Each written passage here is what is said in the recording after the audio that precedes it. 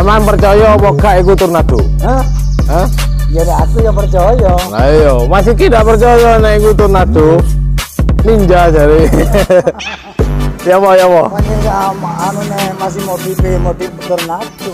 Oh iya, padahal iku apa ninja ya? Hah? Ninja ya. Padahal itu ninja.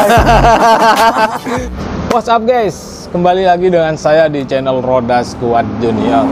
Kali ini saya akan membahas berapa sih biayanya upgrade motor Tornado yang saya pakai. Karena teman-teman itu banyak sekali yang nanya, bahkan nge-DM saya via WhatsApp. Dan ujung-ujungnya nihil. Ya, karena mungkin teman-teman itu kaget ya. Biayanya kok sampai segitu. Terus ya namanya juga sebetulnya itu saya buat tutorial video seperti itu biar kalian tuh bisa upgrade sendiri atau bisa bereksperimen ya. Jadi nggak gitu-gitu aja, karena buat saya sendiri itu motor Tornado itu memang dari pabrik itu memang benar-benar real standar untuk harian ya teman-teman. Tapi untuk upgrade masih bisa ya. Jadi saya akan bahas biaya totalnya dan untuk pemakaian harian apakah aman. Nah ini sudah saya pakai ya cukup lama ya teman-teman. Bahkan untuk keluar kota maupun untuk angkut-angkut maupun touring ataupun ya speeding. Oke, kita bahas dari 0 sampai selesai total biayanya. Oke, gas.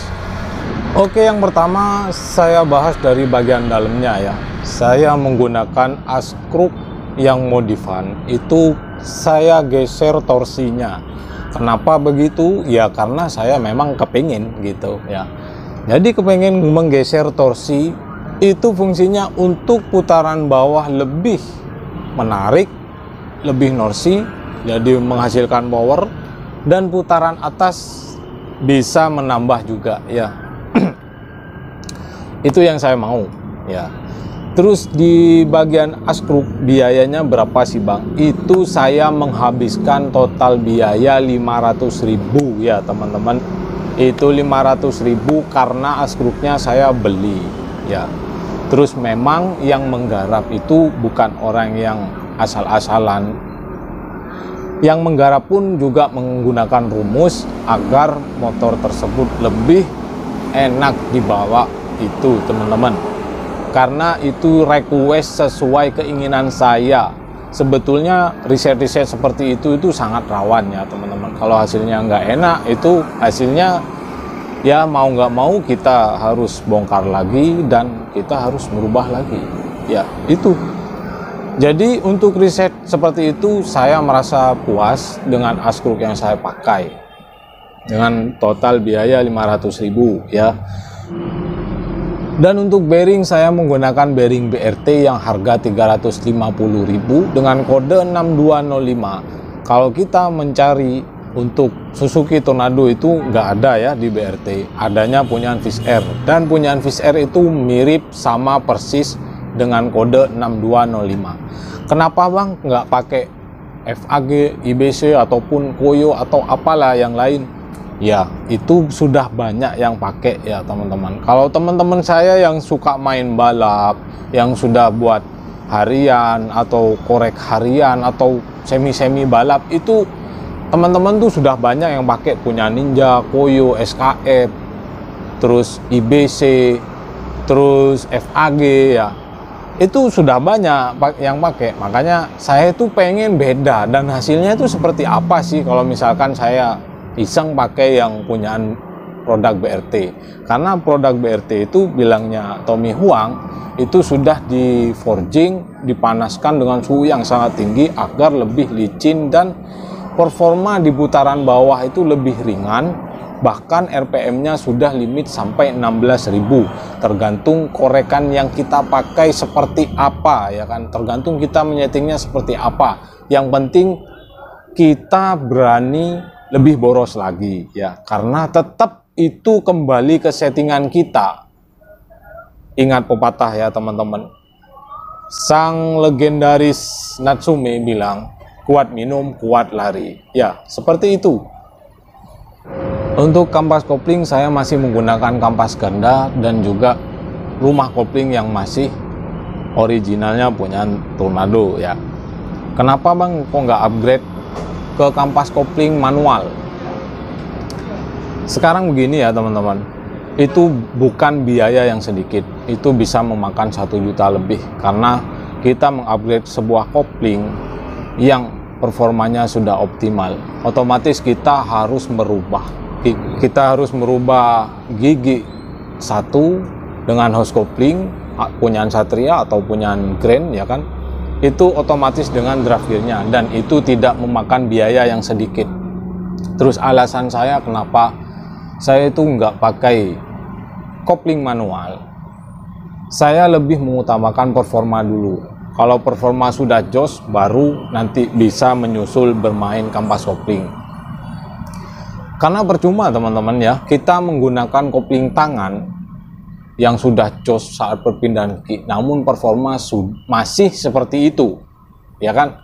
Percuma. Kalau buat saya sih percuma. Mendingan saya pakai kopling yang masih standarnya, yang penting performa di putaran atas kita sudah ketemu.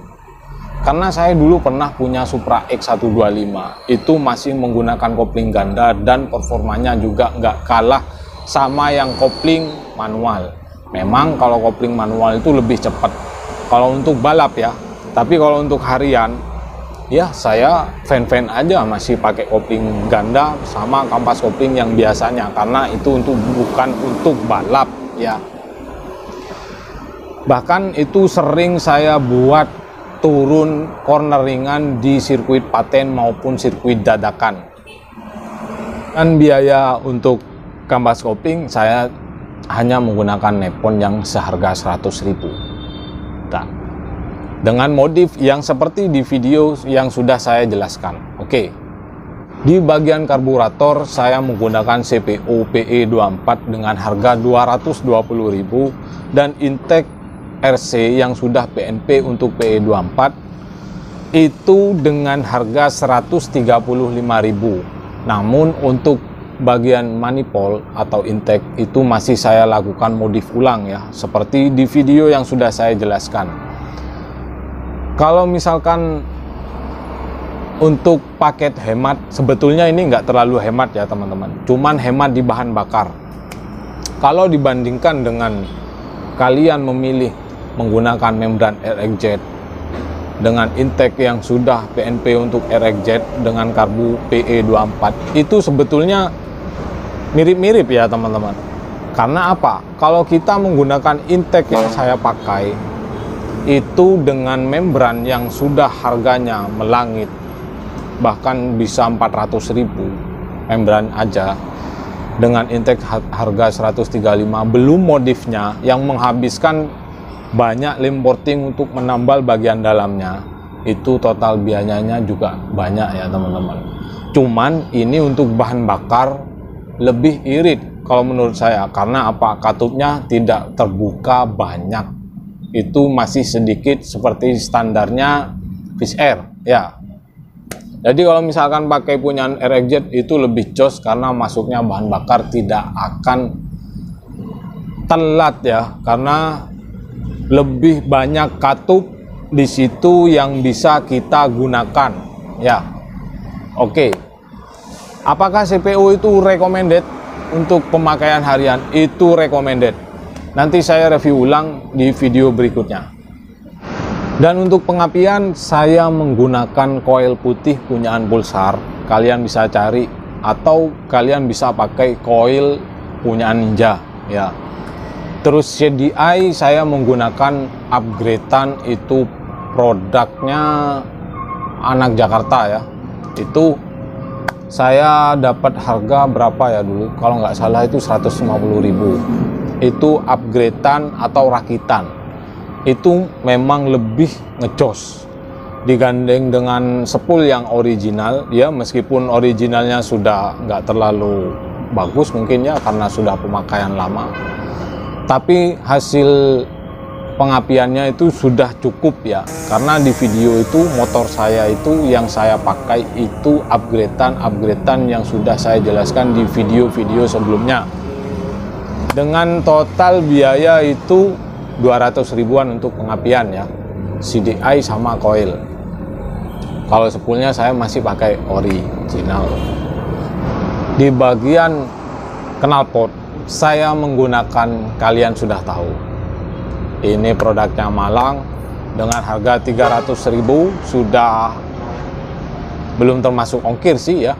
Itu sudah mendongkrak performa motor saya, itu sudah cukup buat saya. Untuk harian, untuk speeding ya santai-santai, bisa buat angkut-angkut, itu sudah cukup.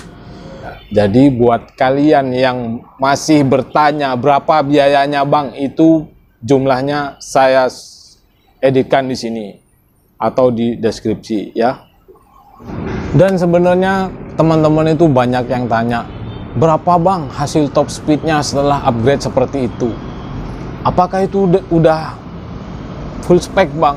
Jawabannya, kalau bilang full spec ya belum sih teman-teman. Dan top speednya berapa? Saya itu nggak berani ya. Bukannya motor saya itu berarti udah kenceng banget. Iya, kalau dibilang kenceng itu, motor itu, semua motor itu kenceng teman-teman. Kenceng itu kalau kita pakai di mana? Kalau kita pakai di jalan raya itu kenceng. Karena apa? Itu rawan dengan ada motor-motor yang lain.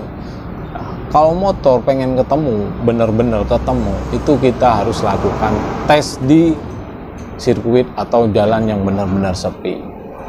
Kalau saya sendiri jujur, saya nggak terlalu berani ya, karena itu sangat beresiko tinggi. Kecuali memang saya lagi mood, pengen ngebut atau pengen nyoba gitu kan ya. Ya, jadi seperti itulah teman-teman ya. Saya rasa video ini sudah cukup membantu buat kalian yang pengen tahu total biayanya berapa, seperti itu ya. Jadi kalian bisa estimasi sendiri atau bisa pikirkan sendiri lah, atau bisa jadi renungan atau bahan pikiran ya. Oke lah, see you next video. Jangan lupa di subscribe ya kalau misalkan ini konten bermutu buat kalian, karena di next video saya akan tetap terus berjuang untuk motor Jet Cooled series dan dua tak lainnya. See you next video, bye bye.